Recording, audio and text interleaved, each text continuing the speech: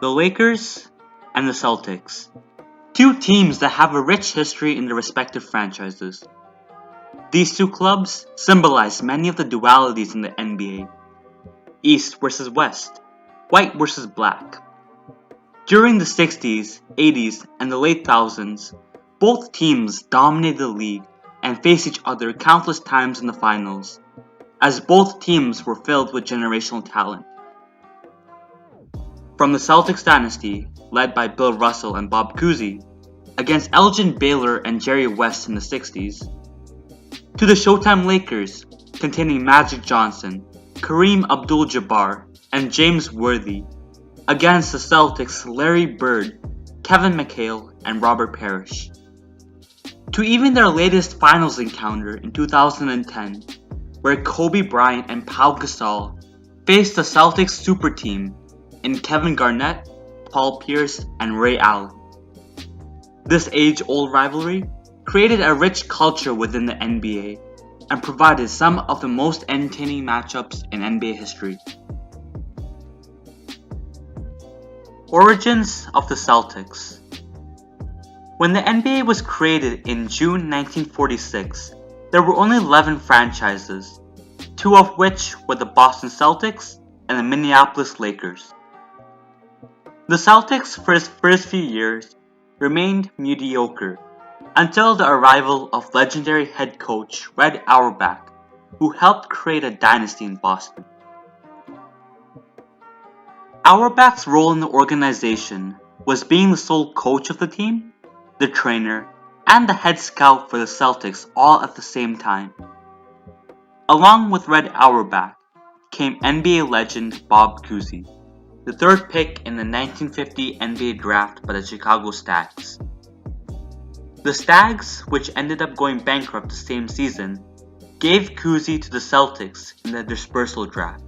The Celtics struck gold as Cousy would become a 13-time All-Star, making it to the All-NBA team 10 times, leading the league in assists 8 times, and was even the MVP in 1957, becoming the first guard to ever win that award.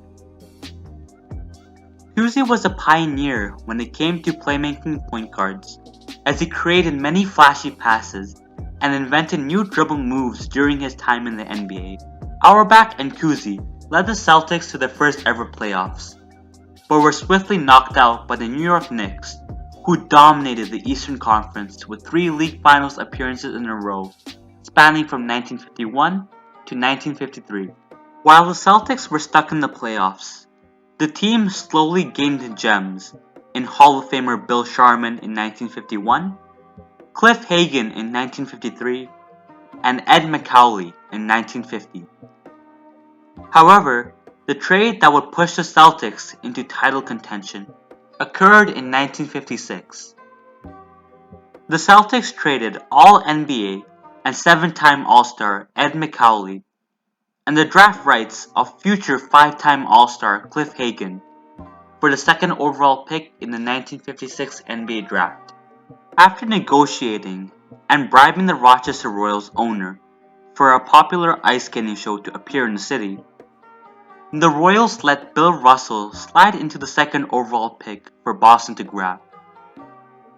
Bill Russell was a generational talent, as he was an incredible paint defender and a monster when it came to rebounds and blocks, terrifying players who even dared to shoot near the net. He was also good in outlet passing, which was a perfect match with Cousy's playmaking, as the duo created the first form of fast breaks.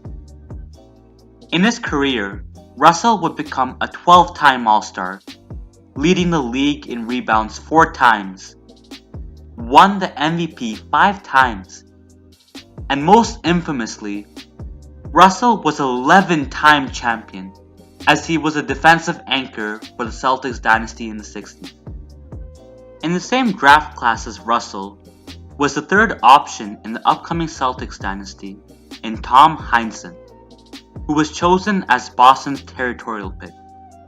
Heinsohn also benefited from Cousy's playmaking, as he averaged 18.6 points, 8.8 rebounds, and 2.0 assists throughout his career. and would actually play better than Bill Russell in his rookie season, winning the Rookie of the Year. In just their rookie seasons, the frontcourt of Russell and Heinsohn averaged 31 points, 29 rebounds, and 3 assists, with Russell leading the NBA in rebounds.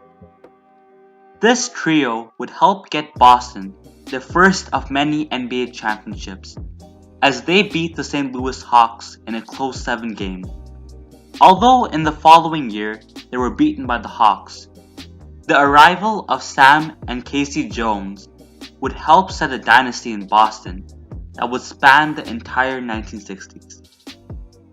Origins of the Lakers. On the other hand was the Minneapolis Lakers in Minnesota, who along with Boston were one of the 11 original teams in the NBA.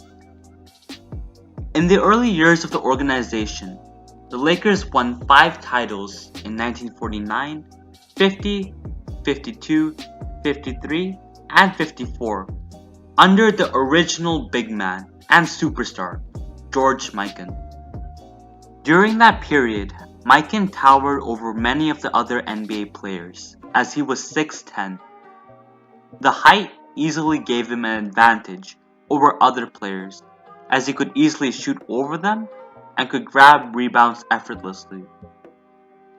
Mikan would average 23.1 points, 13.4 rebounds, and 2.8 assists during his tenure in the NBA.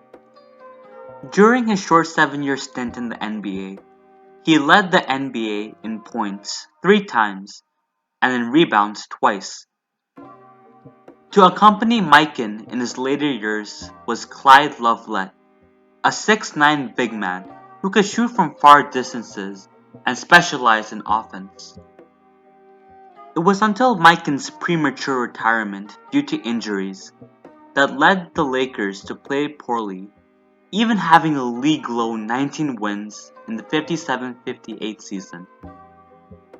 However, in that same postseason, the Lakers earned the top pick in the 1958 NBA draft because of his horrendous performance. With this pick, the Lakers chose Hall of Famer Elgin Baylor, an important player in the Lakers-Celtics rivalry spanning in the 60s.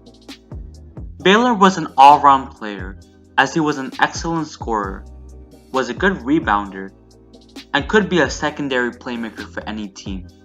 In his career, Baylor averaged 27.4 points, 13.5 rebounds, and 4.3 assists, being 11-time All-Star. He also made the All-NBA team 10 times. Baylor is one of those few players where his greatness was overshadowed by the Celtics dynasty. In the 59-60 season, the Lakers ended up playing poorly again, giving the franchise the 2nd overall pick in the 1960 NBA draft, and the team allocated from Minneapolis to Los Angeles, where it is today.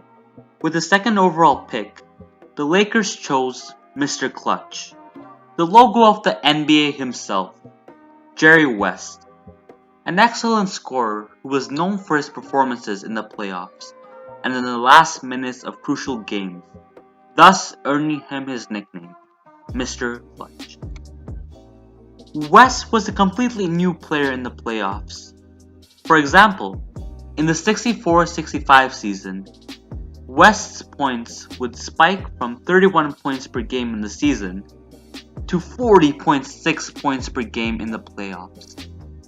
The duo of Baylor and West carried the Lakers to the league finals multiple times in the 60s, but faced the overpowered Celtics countless times, giving birth to the Lakers and Celtics rivalry we see today.